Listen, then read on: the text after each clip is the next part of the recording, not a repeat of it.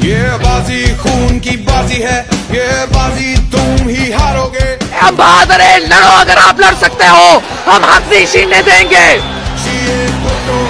हम गुर्बत को बर्दाश्त नहीं कर सकते, हम जुल्म को बर्दाश्त नहीं कर सकते, हम इस्तेसाल को बर्दाश्त नहीं कर सकते। ये सच का रास्ता है, ये हक का रास्ता है, ये अवाम का रास्ता है, ये गरीबों का रास्ता है, ये मजलूमों का रास्ता है, ये मेरा रास्ता है, ये आपका रास्ता है।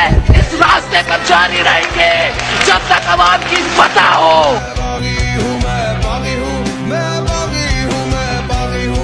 ये अवाम की कामयाबी है कि आपने इमरजेंसी को खत्म किया।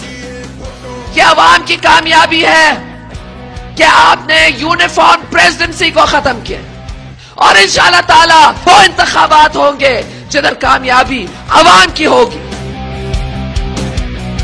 जान की रिस्क ली, वापस आई, क्योंकि मैं समझती हूँ कि हमारा मुल्क खतरे में है। ये धरती आपको पुकार रही है, मुझे पुकार रही है। ये हमारा मुल्क है, ये सरजमीन हमारे लिए प्यारा है। आप बचाएंगे, मैं बचाऊंगी।